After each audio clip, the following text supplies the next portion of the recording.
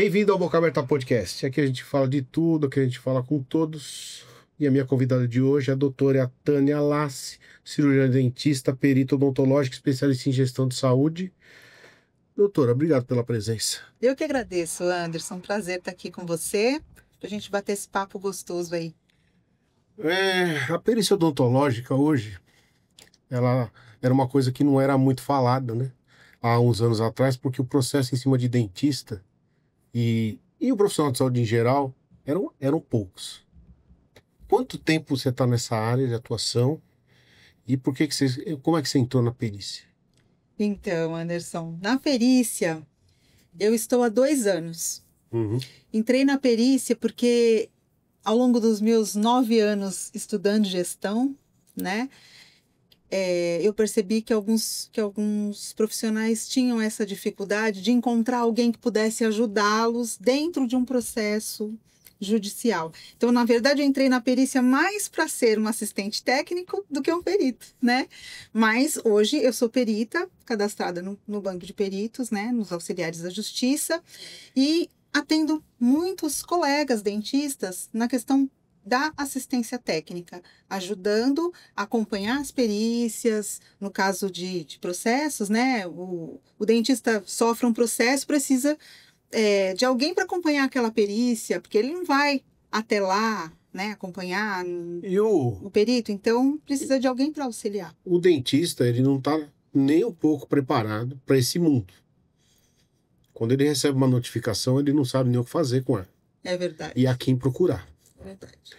Ele procura um advogado, normalmente um advogado de confiança dele, e às vezes não é específico da área. Uhum. E o advogado orienta ele o que fazer da forma dele naquela área, né? Alguns procuram advogados mais especializados nessa área. Quando chega lá na audiência, o juiz vai pedir a perícia por não saber, né? Então, ele pede a perícia porque não tem ideia do quadro, vamos dizer assim. Isso, ele pede, quando um dentista é processado, esse processo chega lá na mão do juiz, ele não entende se aquilo que o paciente está pedindo no processo procede. Se é verdade que, por exemplo, sei lá, o implante não foi feito, ou não deu certo aquela harmonização orofacial, aquele protocolo não está bem feito, né? Aquele tratamento ortodôntico, o juiz não entende de odontologia, então ele precisa de alguém para ajudá-lo nesse sentido. Entendi. Aí ele nomeia um perito. Esse perito vai olhar o processo e tanto a parte que foi processada quanto a parte que processa, a gente faz várias perguntas para esse perito responder. Então, essas perguntas são direcionadas para aquilo que a gente quer que o juiz fique sabendo, né? Então, a gente faz as perguntas e o perito, no ato da perícia, vai analisar todas essas perguntas que estão ali no processo e vai responder, construindo ali um laudo que vai esclarecer para o juiz o que aquele processo está querendo dizer. O paciente tem razão? Houve realmente alguma negligência do profissional ou não? O perito, sendo uma pessoa neutra, vai poder esclarecer isso para o juiz. E pode acontecer de se nomear uma perícia em cima dessa perícia independente. Por exemplo, vamos supondo que o paciente se sinta lesado com a perícia. Uhum. Fala, não. E aí o advogado pode pedir uma outra perícia para... Pode pedir, mas nem sempre o juiz atende esse pedido. Ele pode pedir, assim, a parte pode contratar. Independente de juiz querer ou não, ou aceitar ou não, a parte pode contratar uma outra pessoa, que aí vai ser um assistente técnico, para fazer um novo laudo. Só que o laudo que é válido é o laudo do perito nomeado pelo juiz. Então, se o juiz se sentir, ser convencido e entender aquela perícia como leigo, vamos dizer assim, é dado como... Sim. Ele pode não aceitar outra perícia, porque essa aqui eu já deu conta para mim. Exatamente. Ele pode aceitar. Então não existe tipos especializados de perícia por área. É uma perícia geral. O juiz não sabe que o O implante tem especialista que faz, o ortodontia não. Não, e isso daí também não é algo que, assim, quando você se inscreve ali no site, né, dos auxiliares de justiça, o profissional vai se inscrever ali para ser perito, para ser nomeado perito, ele vai colocar todas as especializações que ele tem. Mas o juiz, naquela correria do dia a dia que ele tem de resolver aqueles processos, ele não vai olhar. Então, o que que ele vai fazer? Ele vai nomear o perito que está na fila ali. Aí, por exemplo, ele nomeia você. Se você acha que você não tem condição de atuar naquele processo, se você acha que você não tem ali a expertise, você não é especialista em implante, por exemplo, eu não sei como que eu vou resolver isso, eu não vou conseguir esclarecer de uma forma certinho, né? Porque você não pode também colocar achismo. Uhum. Tudo dentro de um laudo pericial precisa ser documentado. Você precisa colocar um embasamento científico que existe naquela afirmação que você fez. Não é só porque você é um especialista, por exemplo, em implante, que você pode dizer alguma coisa. Tem que colocar sempre um argumento ali, algum artigo científico, ou até algum argumento da lei. Que embase aquilo. Então, o profissional não precisa ser especialista, né? Então, o juiz não se preocupa se é ou não é um especialista naquela área, mesmo porque ele nem sabe distinguir, na verdade, né? Ali na hora do processo, qual que é a especialidade que melhor encaixaria naquele caso. E qual especialidade está frequentando mais os tribunais hoje? Tá dando uma voltinha ali com o juiz. A maioria dos processos hoje é sobre implante. Os implantes são o carro-chefe aí dos processos, né? Aí a gente tem agora, com o aumento dos profissionais fazendo harmonização orofacial, né? Os dentistas principalmente, mas a gente tem processos de todas as áreas na questão da harmonização. A gente tem bastante processo também, né? E depois ortodontia e endodontia, às vezes a gente tem um ou outro também, mas o carro-chefe são os implantes hoje. Porque o implante, agora ele deu uma estabilizada, mas teve uma época que ele teve um certo boom de implantes, porque a odontologia ela é engraçada, ela vive ondas. Então ela vive a onda da ortodontia, a ortodontia vai embora. Aí vem o implante, vai embora. Agora, a questão de harmonização facial, que eu acho que isso vai passar os implantes em breve, né? Isso é uma opinião. Eu também acho. Eu acho que isso...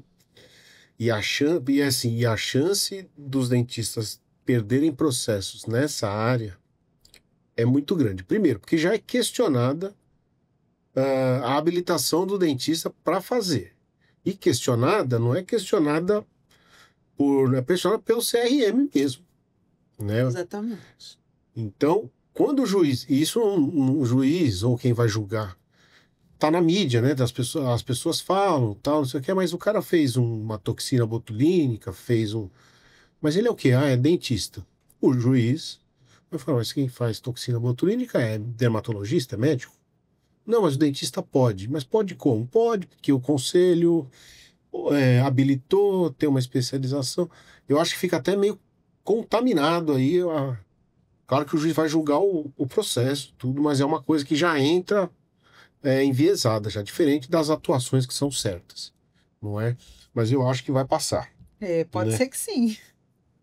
Então a perícia é sempre, o juiz ele toma como protocolo dele, ele tem um processo que ele não tem conhecimento prévio para poder julgar, ele pede uma perícia. Isso. Certo? Pede uma perícia. Então assim, não vou dizer que é obrigatório, mas é quase. Sim. 99% dos casos o juiz pede perícia. Então é difícil, a não ser que o juiz seja também dentista. É muito difícil. Difícil, mas normalmente ele pede. Até porque, para ele julgar, ele precisa ter ali um embasamento. Porque no direito é assim, é tudo preto no branco, né? Não tem um achismo ali. Então, para ele também julgar, ele precisa ter um documento ali. Dito pelo não dito, vale escrito. Exatamente. Eu queria falar um pouco da sua outra área de atuação, que é a consultoria, a mentoria e o treinamento para profissionais ou clínicas, né? Isso. Que eu acho que é uma área extremamente importante no momento que a gente vive da profissão de dentista por aí, tá? O dentista, ele não tem noção que ele tem um negócio. Exatamente. Ele não tem. Para ele promove saúde, só que na hora de pagar o contador, ele não sabia que tinha que pagar o contador. Como que você encontra os profissionais hoje, quando alguém te procura e fala, Tânia, vem aqui ver como é que eu atuo? Então, normalmente, né, as pessoas chegam até mim quando elas já estão com aquela dor, né? Quando elas já estão com algum problema instalado. Só vai na dor. Só vai quando tá com dor. Quando já tem aquele problema instalado, né? Mas o que aconteceu? Aconteceu comigo. Eu atendia o tempo inteiro, sou dentista há 30 anos. E eu atendia o tempo inteiro, 100% full time como dentista, ali no Mocho. E um dia, uma colega dona de uma clínica me convidou para ser gerente de uma unidade de uma clínica que ela era dona. Eu fui. Só que quando eu cheguei lá, eu me dei conta de que eu não sabia nada. E eu já tinha tido a minha própria clínica, junto com a minha irmã e meu cunhado, né? Nós tivemos uma clínica. E eu nem sabia que a clínica não tinha sido assim, não tinha dado tão certo por falta de gestão. Eu não sabia, a gente achava que era porque a gente trabalhava em outro lugar. Ah, não, vamos fechar. Depois a minha irmã acabou se separando e a gente ficou naquela situação. A gente fechou a clínica, mas se houvesse naquele momento a gestão certinha, eu tenho certeza que a gente não teria fechado, né? Sim. E quando eu fui para essa clínica, eu percebi que nós, profissionais da saúde, a gente sai muito técnico da faculdade. A gente sabe tudo sobre odontologia. Porém, é aquilo que você falou. A gente não sabe que a clínica, ou um consultório que seja simples, que tenha uma cadeira só, é um negócio, é uma empresa. E tem que ser tratado como tal. Então, quando eu percebi que eu não sabia nada sobre gestão, fui me especializar. Você sabe que eu tenho trauma dessa palavra gerente, né? E eu vou te explicar por quê. Em uma época da minha vida, eu fui gerente de clínica. E aí, o gerente é todos os problemas, independente se com dentistas ou não, desemboca na sala do gerente. Então, eu atuava como gerente, mas, por exemplo, se desse um problema com o clínico geral em relacionamento com o paciente, esse paciente ia para minha agenda.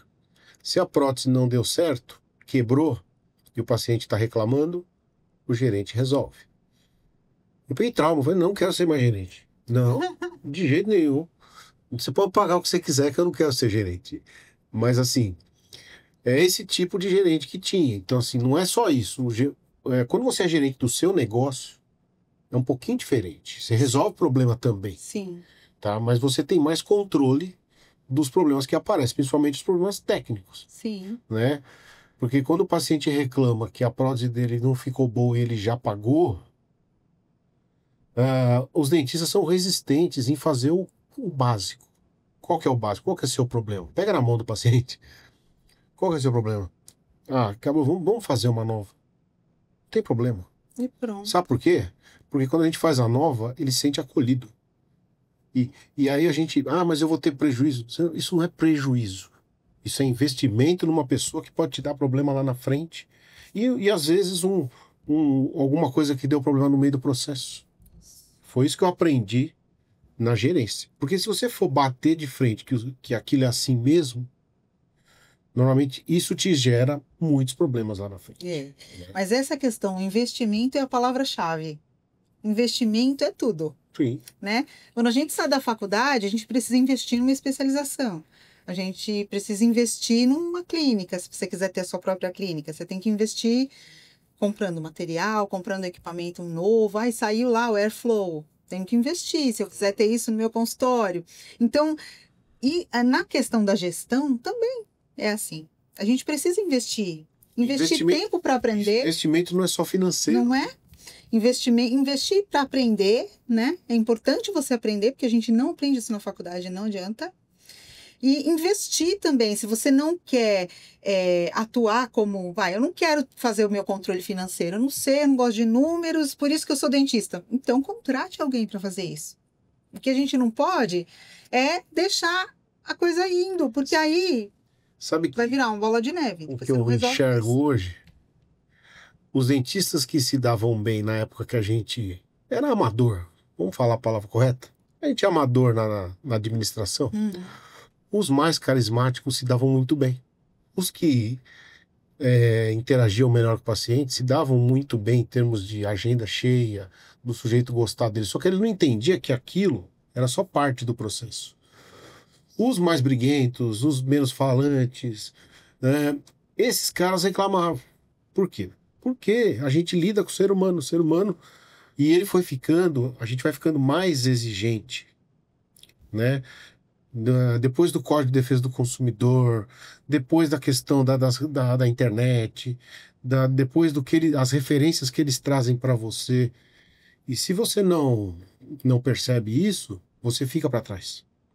E aí depois reclama que o seu consultório está vazio e fica se perguntando o que eu estou fazendo de errado. Se eu sou mega especializado, trabalho direito, aprendi, me formei na melhor faculdade do país e ninguém me quer. Exatamente, exatamente.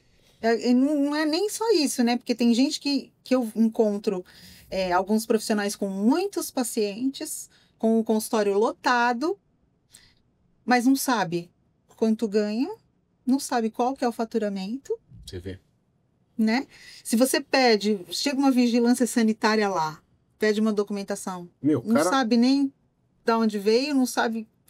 Então, isso que a gente vê muito, né? Muitos consultórios, porque muitos profissionais estão saindo das faculdades, né? Muitos, quando eu digo muitos, são muitos mesmo. Então, a gente vê muito profissional no mercado sem direção, né? Sem um norte, sem saber o que fazer. E num mercado saturado, porque não adianta falar que São Paulo tem 12 milhões de habitantes. Você tem que entender que se você pegar a proporção dentista-população, vai sobrar dente e vai faltar... vai sobrar gente para tratar e dente para tratar. Vai faltar, entendeu? Então não é... E aí, o que acontece? Como é que você sobrevive num mercado ferrenho desse? Você tem que se diferenciar. Tem que se diferenciar. Né? Aí todo mundo se pergunta, como? E aí eu te pergunto.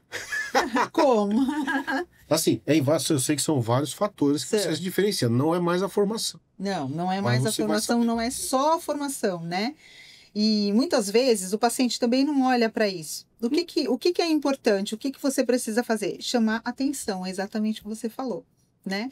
Para a gente poder ter bastante paciente no consultório e ter indicação, porque é muito mais barato você trabalhar com a tua carteira de clientes do que você recrutar novos clientes. Então, o que a gente pode fazer? Se diferenciar no seu atendimento. O atendimento ao cliente tem que ser algo que o dentista precisa se preocupar, né? E precisa investir bastante nisso. Então, ter uma receptividade legal para o paciente na hora que ele liga para agendar uma consulta ou que ele entra em contato através do WhatsApp, que hoje em dia é muito comum, né? Um atendimento acolhedor ali, ouvindo o paciente, né?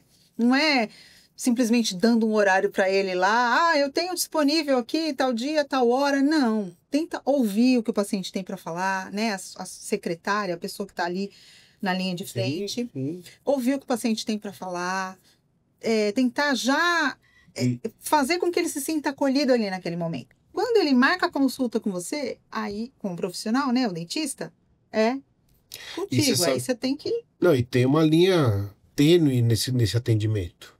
Do mesmo jeito que você tem que trazer o paciente para você, você também não pode virar refém dele depois que ele entrou. Porque aí o profissional também perde a linha. Atende o sujeito a hora que o cara liga, no domingo e não é emergência. O paciente sabe.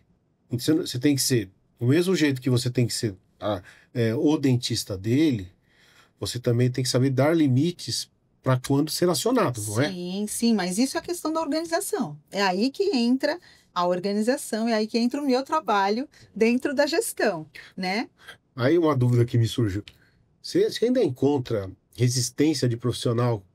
É claro que quando ele te procura, ele está aberto. Sim.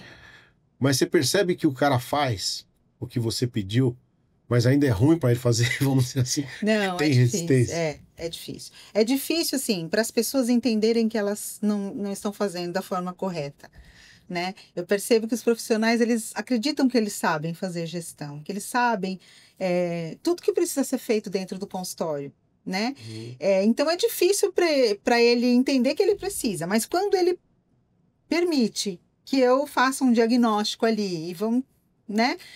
Normalmente eu entro já com números, já mostrando que se ele não intervir em determinados setores ali da clínica, ele está perdendo dinheiro. Aí ele fala, opa, estou perdendo dinheiro. Peraí, eu não sabia. Aí ele já vai se conscientizando melhor do que ele precisa fazer. Porque existe uma posição intrínseca de todo dentista, pelo menos na minha época. Tinha um protético que ele falava assim, todo dentista é pão duro. O dentista não gosta de gastar com coisa que ele não consegue entender. Se você falar para ele hoje, alguns, né? Hoje já melhorou muito. Você vai gastar R$1.000 com tráfego pago e a sua secretária tem que atender essas ligações ou chamados pelo WhatsApp em até meia hora, que é o tempo que a pessoa espera. Passou de meia hora, ela procura outro, mas é imediato, porque ela não te conhece. Exatamente. Ele não consegue entender que isso vamos dizer assim, ele não está deixando de ganhar, ele está investindo numa outra forma de captação. Porque hoje, placa não muda mais nada na vida de ninguém. Hoje em dia, sua placa está aqui, ó. Tá na internet. Tá na internet. Essa é a sua placa. Você pode trabalhar numa casa normal, você não precisa pôr placa, telefone, nada, porque está aqui. Só que assim, ainda existe a resistência deles entenderem o poder dessa placa. Ainda tem isso? Tem. Ainda não tá assim. É porque hoje em dia, como a gente tem essa questão do boom, né, da internet, das redes sociais, então eles sabem, os profissionais sabem que a melhor forma de captação hoje é você ter lá o seu Instagram, né, você ter as redes sociais ativas ali para o paciente te ver e ver assim, o que você está fazendo, né? Poxa, esse dentista é legal, olha o antes e depois, olha como ele atende, olha como é simpático, olha como... Então, tudo isso chama a atenção da pessoa para a pessoa agendar uma consulta ali. Mas isso é um trabalho a ser feito, né? A pessoa não olha ali num patrocinado e agenda. É difícil. Eu também acho. Tá? O patrocinado serve para a pessoa te seguir e aí ir te acompanhando. E é um trabalho meio que de formiguinha, não é uma coisa rápida. Assim. E quando você fala rede social ativa, é bom a gente explicar aqui. Rede social ativa, gente, é gravar vídeo, é postar imagem, é postar antes e depois. Não é pedir para a agência colocar as artes e você só aprova o texto. Porque ninguém tá nem aí para isso. Não, porque a arte também as pessoas às vezes não têm paciência de ver. Você entendeu? Né? E as pessoas querem ver o dentista, né? A rede social é um relacionamento com as pessoas. E às vezes, um post que o cara faz almoçando dá mais engajamento do que um antes e depois de um caso que você achou que foi muito bem executado. Exatamente. Né? Eu vejo alguns profissionais aí, eu não sei se isso é errado, se não é. O sujeito posta a sutura maravilhosa que ele fez de um abdômen. Nem todo mundo gosta de ver isso. Ai, olha, isso é uma coisa, Anderson, que eu sempre falo. Não mostre. Sabe? Nem pode, tá? Eu acho que tem alguma... Mas assim, a rede social é um local que a pessoa quer ver coisas bonitas. Ela quer ver um dente bonito, ela quer ver um antes e depois. Não mostra raspagem de tártaro. Ninguém quer ver isso. Não, implantes, né? A execução do implante. Às vezes a pessoa tem medo. Se ela tem medo, ela não vai mesmo. E aí isso é uma repulsa. Eu sempre falo isso, né? Não só nos conteúdos, às vezes eu falo, quando eu vejo e cada coisa que eu vejo, assim, as pessoas postarem. Por quê? Porque depende, né? Se, por exemplo, você vai postar alguma coisa no Instagram e seu Instagram é direcionado para profissionais, vamos supor que você seja um professor de implante. Aí o seu Instagram é só para profissionais que gostam de implante. Tudo bem você postar. Agora, se você é um profissional que faz implante e está querendo divulgar implante, não, aí não, porque sou leiga, vou olhar aquela cirurgia aberta lá de implante, eu não vou querer fazer aquilo. Exato. Nossa, isso deve doer demais, eu não quero. Principalmente quem tem medo de dentista, né? Que é a grande maioria da população. Porque isso aí não adianta, tá? Não adianta, eu vou fazer você não ter medo, é só a experiência na cadeira que vai fazer você perder seu medo. Exatamente. E quando é que a gente percebe que a clínica tá indo mal? Quando que a gente percebe que a Quais clínica tá quais os sinais que você fala, olha, que você percebe por atuar com isso, mas o dentista não? não percebe? Porque o dentista, ele vai atendendo, ele tem muito paciente. Ele vai atendendo e o dinheiro está caindo lá na conta dele, que é outra coisa também complicada, porque normalmente as contas, os dentistas atendem, o dinheiro cai na conta dele. Pessoal, Então, o que que acontece? Acaba caindo dinheiro lá e ele acaba achando que ele está atendendo, que tem bastante paciente lá, mas só que ele está atendendo demais. Então, as pessoas vão indo como se fosse assim um impulso e vão atendendo. Não, eu tenho que atender. Aí, apareceu um paciente, olha, posso colocar às 19? Pode. Posso colocar outras 19h30? Pode. Então tá entrando dinheiro. Só que ele tá ficando cansado, ele tá ficando estressado. Não tem tempo para ver se realmente aquilo que ele tá fazendo tá gerando o faturamento tá bom, tá gerando lucro pro consultório, ele tá entrando um dinheiro, então ele vai pagando as contas. e aí mistura com conta pessoal, ele não sabe pra onde vai esse dinheiro. É muito difícil. Vira um saco. Muito difícil, a gente, isso é muito comum. Isso é o né? clássico. Muito comum, é muito clássico. A maioria dos profissionais tem a mesma conta para fazer tudo, para pagar as contas pessoais e para pagar as contas da clínica ou do consultório, né? Então, ele não sabe. Aí, quando que ele vai perceber? Quando ele esgotar, quando ele não tiver mais condição, quando ele cair doente, que ele vai perceber que o consultório dele não está dando lucro, porque ele não tem, por exemplo, o valor que ele precisa hoje, ele não tem o valor que ele precisa para pagar as contas do próximo mês. Entendeu? Se ele por um acaso sofre um acidente, ele vai ficar parado, ele não entende, ele não tem ideia Já era. se ele fez uma reserva de emergência, alguma coisa, um seguro, né, que existe, E sim, né? sim, Então isso é um dos fatores que fazem. Então, assim, além da questão da conta, uma boa secretária, sim, né? Uma secretária treinada, né? Porque eu acho que a secretária é a imagem do consultório. sim. Tem que investir em treinamento, né, É a Anderson? primeira Tem que imagem. investir. Quando você abre aquela porta de vidro, é com ela que você entra. Exatamente. Você não sabe em que local você está entrando. Então, se ela abre um sorriso, se ela te oferece um café, se ela te deixa à vontade, né?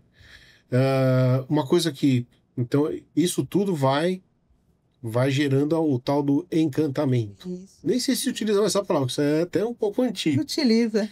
O encantamento no paciente. Gente, interromper o nosso papo um minuto aqui para falar do Grupo São Cristóvão Saúde, nosso parceiro. Ele é composto por um hospital e maternidade, 8 centros ambulatoriais, 2 centros de atenção integral à saúde, além de clínicas de vacinação espalhadas pela cidade, com profissionais qualificados, além de alta tecnologia. Portanto, está procurando um plano de saúde de qualidade para sua família? Procure o pessoal do São Cristóvão Saúde. Lá, eles vão te orientar a fazer o melhor plano para você. E aí ele já se sente à vontade, o dentista sai da sala dele, vai até a recepção, cumprimenta o paciente. Como você tá? Você não tá bem? Se tiver mais de um, cumprimenta todo mundo. Sim. Não fica aquela coisa sem... O paciente entra, levanta. Vai até lá para chamar, né? Não grita lá da sala dele. Ou aperta um botão, ó, você pode entrar. Né? Você tem que... Vai até lá. Porque não importa se você tem 5 ou 10. Você vai cumprimentar todo mundo, você vai deixar todo mundo à vontade. Fala, gente, pode haver algum atraso, vocês estão vendo que tá cheio. Seja a estrela daquela recepção. Isso. Se é que eu tô falando correto. Exatamente. Agora, eu vou falar uma coisa que só pra gente voltar, para você dar uma pincelada na documentação, que é muito importante, além de tudo, porque além de tudo isso, você tem que estar documentado em todos os sentidos. Sim. Nos órgãos, documentado em relação aos seus tratamentos. Como é que qual é o alerta que você passa para quem está atendendo hoje e não sabe e não anota nada? Então, Só, né? o prontuário do paciente é o documento mais importante que você tem dentro da sua clínica. Porque não adianta nada você ter lá o seu registro no CRO, você ter o seu registro na vigilância sanitária que precisa, você está com o seu consultório totalmente coberto legalmente, né? Abriu direitinho o consultório. Só que você não anota as coisas que você faz no paciente. Então, o que os dentistas precisam se preocupar muito, muito, é muito importante, porque isso pode te quebrar na hora de um processo. Então, é o quê?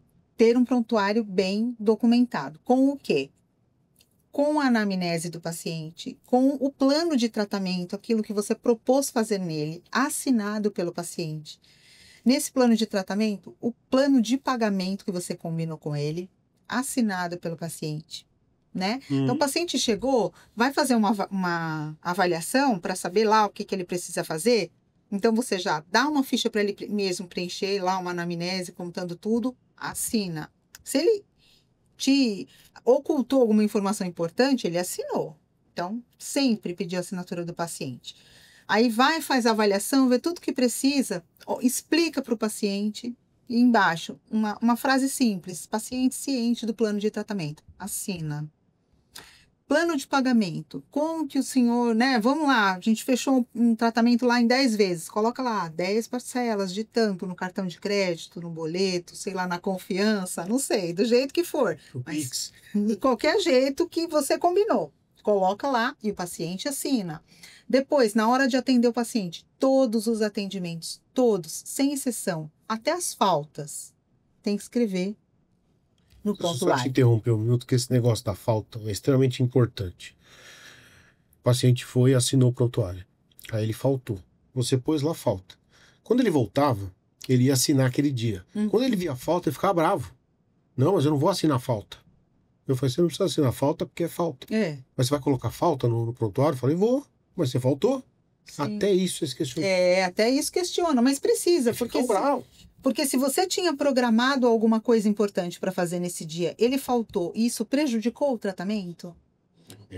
E você não documentou? Às vezes você acelerou o protético para trazer um trabalho, o sujeito trouxe o trabalho e o paciente não veio. Isso. Existem algumas práticas, ainda a gente não está muito segmentada aqui, que são as cobranças por falta e cobrar consulta. Sim. Eu acho que uma das coisas mais importantes é a consulta. Mas sabe por quê? Depois você me corrige. Por que os pacientes não dão valor para a consulta do dentista? Porque o dentista não entendeu que consulta é muito mais do que anotar número. Então, consulta, o paciente senta na cadeira, você pede exame, você olha a boca dele, dente a dente, anota tudo. O que você vê de anormal, você vai explicar. Depois você vai sentar com ele, vai pontuar tudo aquilo lá. A consulta é no mínimo 1 hora. Porque quando você vai no médico, o médico não te dá uma receita e fala, olha, obrigado, volta daqui 2 meses. Então a gente tinha que aprender com a medicina para não ficar taxado de, o cara me cobrou o orçamento, quero me matar, quer acabar com a minha vida, fala essa palavra. Mas você sabe por que o dentista não cobra? Porque ele não sabe quanto que ele gasta para estar ali. Entendeu? Por isso que ele não cobra. Porque se todo dentista tivesse o mínimo de noção de gestão, tivesse o mínimo de noção de quanto que é a sua hora clínica, quanto que custa para você acender a sua luz do seu consultório e estar lá com o consultório aberto e funcionando. Quanto que custa? Né? Então, quando você atende um paciente sem cobrar a consulta inicial, você está trabalhando de graça.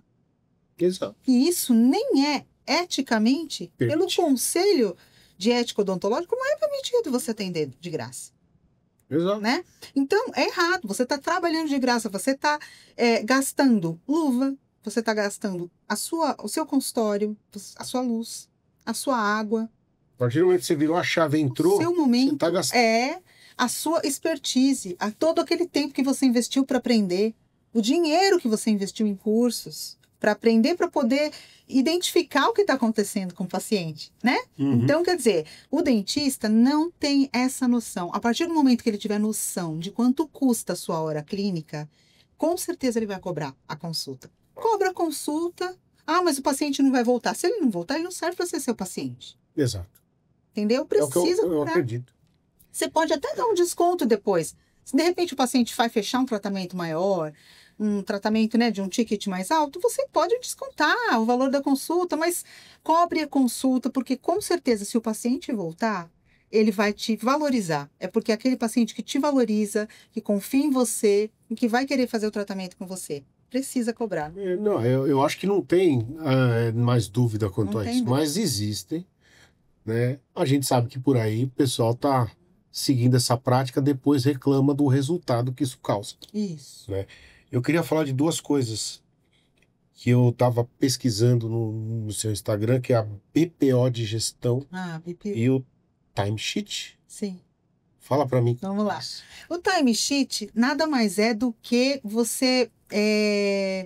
para você introduzir uma rotina na sua clínica, você precisa saber quanto tempo você demora para fazer cada tarefa. Então, a gente usa essa ferramenta, que é o timesheet, para fazer essa listagem de tarefas e quanto tempo você demora para fazer uma tarefa. Então, por exemplo, a sua secretária, eu vou dar um exemplo de secretária que é mais simples de entender. A secretária, o que ela tem que fazer durante o dia? Então, ela chega, ela liga o computador, ela olha se tem mensagem, ela confirma as consultas do dia ou do dia seguinte. Então, cada tarefa que ela tem que realizar naquele dia demanda um tempo. Então, não adianta você colocar lá para sua secretária uma lista lá de 10 tarefas que vai demorar 15 horas para ela realizar, se ela só tem 8 horas de trabalho. Então, o timesheet serve para isso, para a gente identificar se aquelas tarefas que a gente está colocando para o nosso colaborador realmente é possível de serem feitas naquele período que ele está lá. E quando você cria isso, você consegue identificar a falha, né? Mais fácil. Exatamente, porque o que acontece que a maioria das pessoas fazem? Olha, é assim, contrata lá a secretária, ela é uma pessoa legal, ela é simpática, ela, né, nossa, tem o telefone super bem. Ela serve o cafezinho direitinho, mas você sabe como é que ela está atendendo o telefone? Será que ela está atendendo o telefone da forma certa? Você não está vendo sempre, né? Uhum.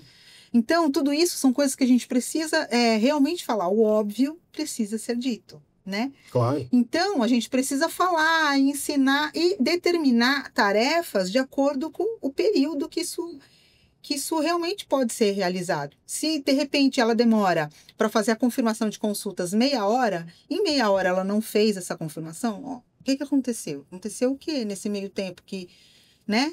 Já passou 2 horas e você ainda não confirmou as consultas, entendeu? Até para cobrar os pacientes, ela precisa ter um momento certo que ela vai fazer isso. Precisa ter um momento e ter um processo.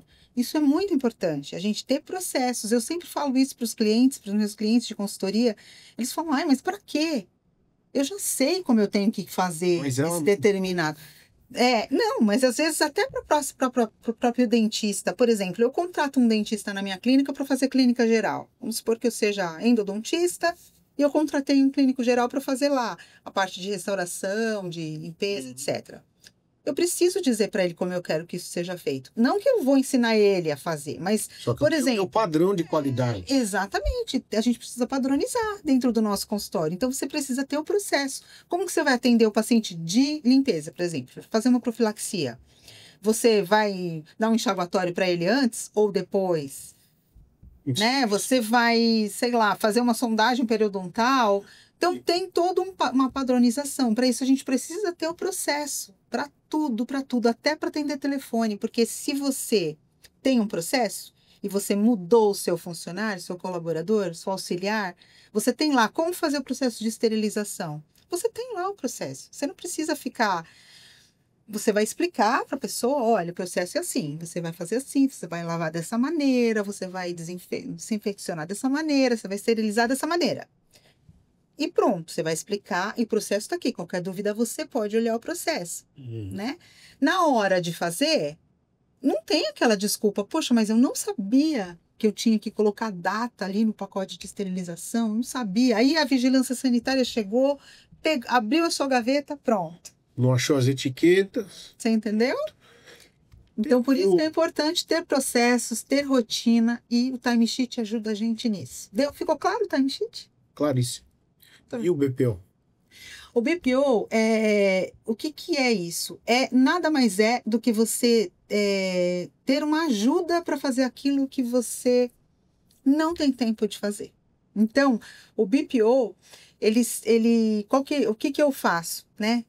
Qual que é o serviço de BPO? Assim, por exemplo, você tem um controle de estoque, você tem um estoque na sua clínica, você tem uma demanda grande de materiais, vamos supor que você faça a harmonização. Então, tem aquela coisa da substância que não pode vencer, do botox que não pode, né, a toxina botulínica que tem que ter aquela validade depois que você abre o frasco. Então, o BPO é exatamente você fazer para a pessoa. Então, pode ser financeiro, você faz o controle, eu faço, né, o controle financeiro da clínica, o controle de estoque pode ser feito através do BPO. E você, vamos dizer assim, que você mantém uma proximidade com a pessoa que te pediu o serviço. Sim. Uma proximidade que eu digo mesmo. Sim. Controle de estoque, gestão de secretária, tal, para você acompanhar se aquilo está funcionando. Exatamente. Porque tem muitas. Não adianta eu sentar com você em reunião, você me explicar tudo e eu for embora. Não vai funcionar. Você tem que estar lá para dar uma olhada, para poder apontar os erros. Exatamente. A terceirização, na verdade, do operacional. Nada mais é do que isso. É uma sigla em inglês que significa isso. É a terceirização do operacional. Eu enxergo isso como um campo muito promissor. Porque o dentista não gosta. Ele gosta de que alguém faça. Exatamente. Né? E eu vou te dizer como é que você lida. Eu sou dentista, então eu posso falar com aquele dentista que faz o seguinte: ele tem uma secretária que também limpa o consultório, que também esteriliza material. Uhum. E depois ele toma um processo por acúmulo de função e se sente traído. A orientação que você dá é: não faça isso. Cada um no seu quadrado. Exatamente. É isso. Você pode, por exemplo, pela legislação, a gente sabe que uma pessoa para fazer, por exemplo, um processo de esterilização, ela precisa ser habilitada para isso. Então, ela precisa ser uma auxiliar de saúde bucal. Sim. Tá? Tem que ter isso. Se, por exemplo, a vigilância sanitária encostar lá, ela tem que ter o CRO. Tá? Para poder, como auxiliar de saúde bucal, para poder fazer o processo de esterilização. Por conta até da questão de contaminação, porque você precisa pagar um adicional de insalubridade, aquela coisa toda. Então, mas a gente sabe que a realidade, eu vejo em muitos consultórios, acontece isso mesmo. A secretária esteriliza o material. Então, é algo muito complicado, porque não tem como fugir da legislação. Não. Então, se de repente a secretária achar que alguém chegou para ela e, né, falou lá na orelha dela, olha, você não pode, você precisa processar, você vai ganhar. Nossa, você vai ganhar uma indenização. Exatamente, você vai ganhar uma indenização enorme. Pronto, acabou. O dentista vai ser processado. Entendeu? E aí não tem perícia que esse. Aí não é. Então, o conselho que eu dou, não acumule funções para uma pessoa, sabe, assim, você fazer essa economia é uma economia, o que a gente chama por aí, uma economia burra, né? A gente chama. Você ganha no Porque momento. você está economizando de pagar um profissional habilitado. E assim, é mais fácil você contratar, por exemplo, um estagiário para ser sua secretária, uma estagiária de, sei lá, de relações públicas, né, de administração. Você paga um estagiário para ser sua secretária e paga um auxiliar que você vai ter que investir um pouco mais. Ou se você estiver começando, de repente pagar uma auxiliar por dia, diarista. Sim. Ela vai lá, faz a esterilização sem nenhum vínculo empregatício para a gente não acumular função. Exatamente, porque acumular função, ser processado não vai ter como escapar, não vai ter jeito. E como que a gente mantém a equipe motivada, focada, e como que funciona o processo da gente gratificar esses funcionários? Que eu acho que isso não tem mais como fugir. Não. Não dá mais. Você quer que a secretária tenha motivação? Motive-a, né? E quando eu digo motive-a financeiramente mesmo. Gratificações, porque as pessoas já sabem que estão saindo que elas estão trabalhando, elas veem o fluxo entrando, mas elas também se sentem motivadas quando a gente dá essa gratificação. Exatamente. Então, para a gente manter uma equipe motivada, primeiro, essa equipe tem que se sentir pertencente àquela organização. Então, quando a gente entende que a clínica, o consultório é uma organização, é uma empresa, a gente vai ter uma cultura organizacional, a gente vai ter missão, visão, valores. O que eu acredito que é importante ali dentro daquele ambiente?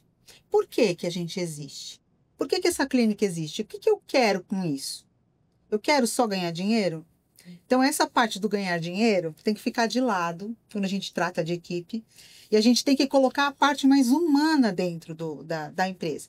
E deixar isso muito claro. Então, você precisa criar a tua missão, a tua visão, os seus valores. Qual que é o seu propósito de estar ali? Para quê que eu tenho esse consultório aberto? Por quê? Né? Então, você explica isso tudo para a equipe e faz com que a equipe entenda que todos vão atingir um objetivo comum, todos vão atingir essa missão. E para isso a gente vai trabalhar junto, mas todo mundo vai ganhar, né? Então aí entram as bonificações. Então eu sempre procuro, quando eu vou sentar com algum profissional para a gente estudar como que vai ser, né, a bonificação da equipe, a gente pode colocar através de metas de faturamento, por exemplo, né? Dar um adicional ali de acordo com o faturamento.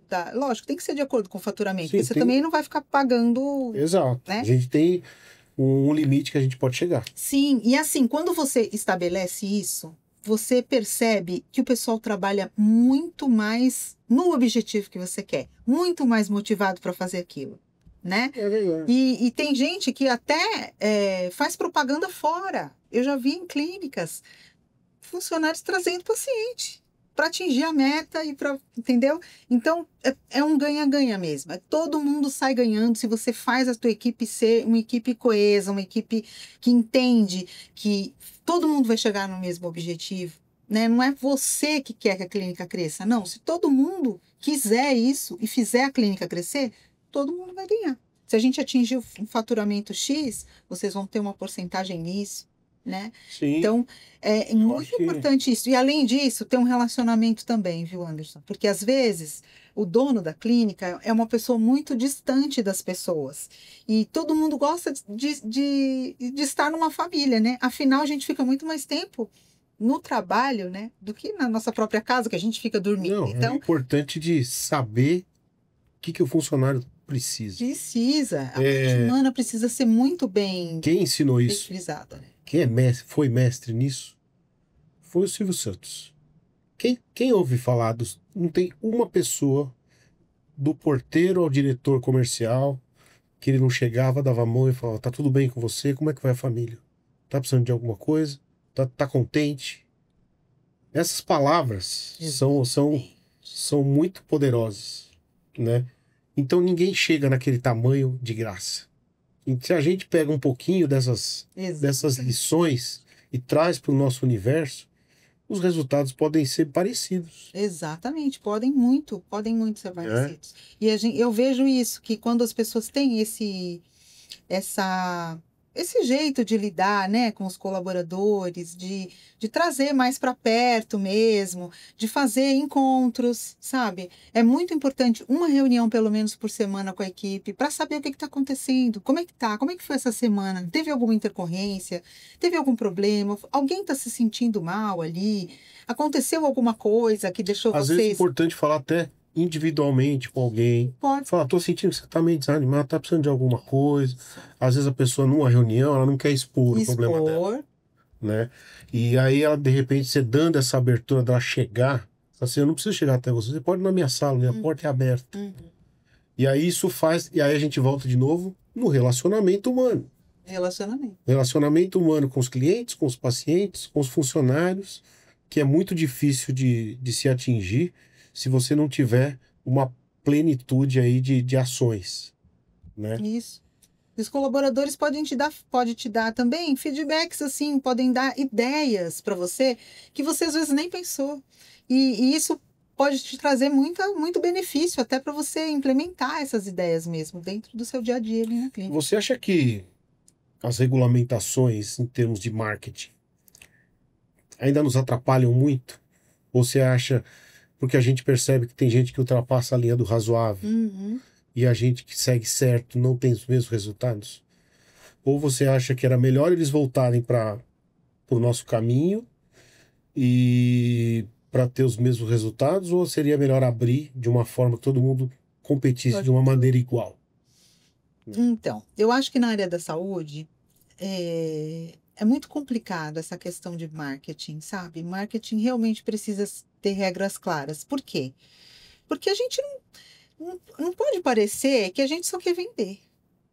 Né? A gente só quer vender o nosso. A gente não pode ter essa mentalidade. A gente é da área da saúde, já escolhemos essa área porque a gente gosta de cuidar das pessoas. Então, eu acho que o marketing tem uma linha muito tênue, né, entre você realmente tá passando essa impressão de que você está querendo cuidar da pessoa, né?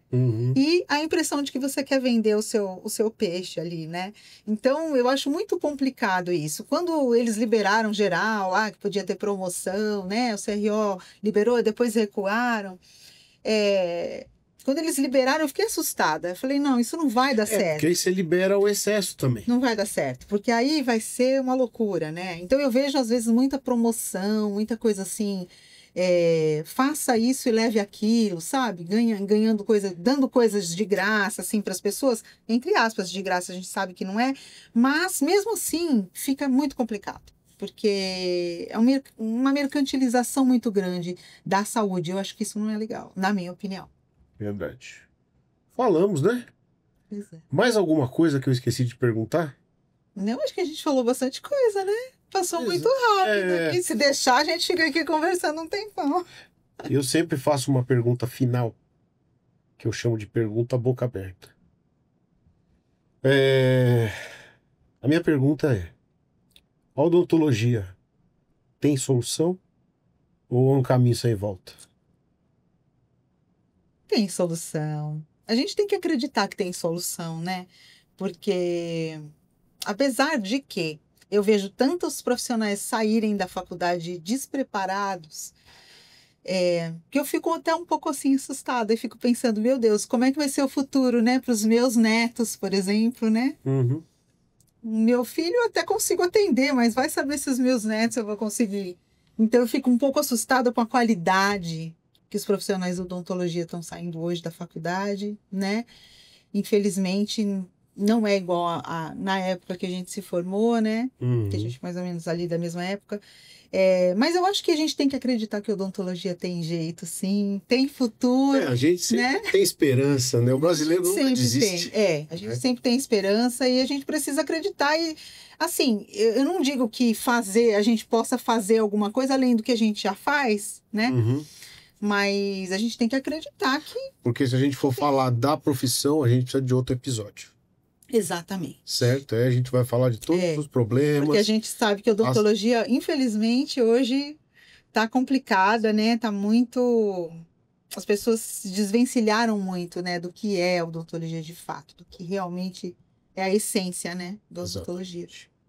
Obrigada. Obrigado pela presença, foi um prazer. Eu que agradeço, viu? Muito obrigada. Gente, esse episódio foi um oferecimento da Dental Mind. Se você parou de sorrir, ligue para Dental Mind que ele vai resolver o seu problema, e do Grupo São Cristóvão Saúde. Muito obrigado, não deixe seu like, siga a gente lá no canal.